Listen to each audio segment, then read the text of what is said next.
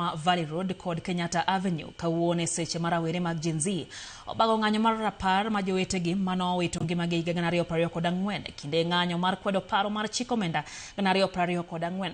Watudo achiel kachiel gi jafwambo marwa Chris Owino mantiere aluora ma Valley Road mondo nyiswa chal mar weche. Chris, agaonin makare nyiswa ni Valley Road weche chal nade kotenre kod rapar marawere go mano owito ngimagi mane chan bag kawuono. Chris.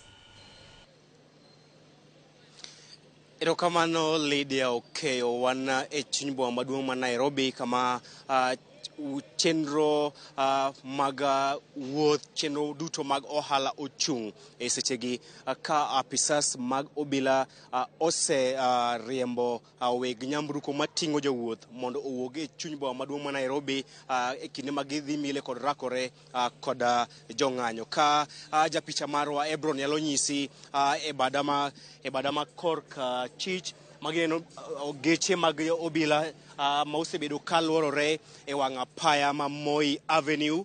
Gin geche karib 13 mag Land Cruiser mag obila ma osebedo kaluorore e wang' apaya ma Tom Mboya Street, wang' apaya ma Kenyatta Avenue, wang' apaya ma Moi Avenue, mar neno ni chenro duto mag ng'anyo othir kendo onge ng'anyo moro amora matimore e chuny boma maduong' ma Nairobi. Geche makamagi ne ochako ringo seche mag okinyi kar saa 2:30 ne gichako wuok e wang' apaya ma Processional Way, gibiro nyaka log tich maduong' madul mochung' ne kedo kod mibadhi EACC. Bang'e to gikawo wang' apaya ma Uhuru Highway. Bang' wuok Uhuru Highway ne gichomo wang' apaya ma University Way. Bang' University Way gibiro nyaka Moi Avenue kachiel to Tom Mboya Street.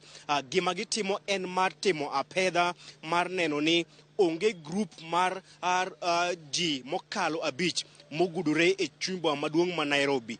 Thuolo machuok mokalo ne waneno ka grupe mag rowere mokalo 10 ne otemo kudore chuny boma maduong' ma Nairobi, ne omakgi kendo ne oketgi e gari mar obila kendo teru nyaka achiel kachiel nyaka tisend obila ma Central.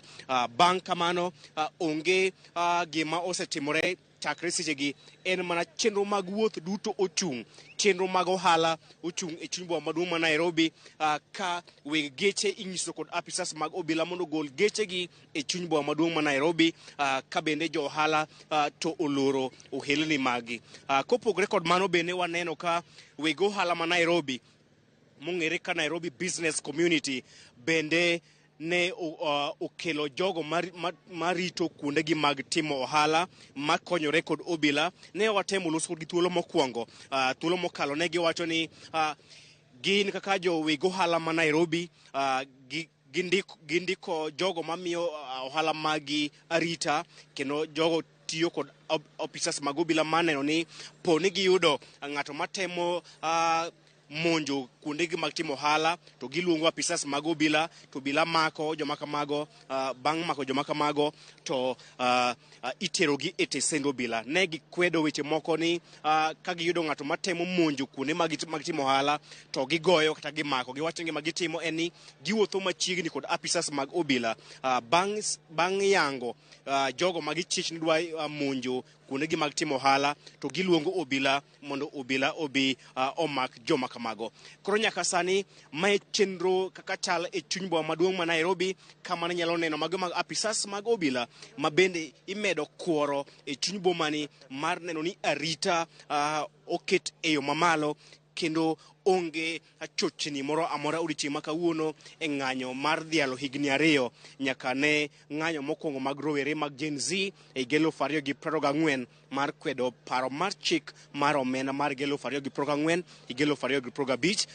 Mae odiochieng' mag dhialo higni 2 nyaka ne ng'anyo makamano mane oweyo rowere mohewo 60 ka owito ngimagi, kaachiel kod ji mohewo 300 kod hinyruok mag magina kaachiel kod hinyruok mamoko. Kopogre kod apisas mag obila morwako uniform, wan kod apisas moko ma bende orwako lewni mag raia, ma bende obet akicha mar neno ni arita odhi e yo makare. An kod nyawadwa ma tiyo ne Citizen TV, Emmanuel To, bende onyalo nyisowa ni to chenro chalo nade, ang'o ma isefwambo? Emmanuel, tu unaweza tuambia tu nini ambao umeshapata tangu asubuhi kulingana na mambo ya usalama na mambo ya maandamano ya Gen Z? Mano kawanya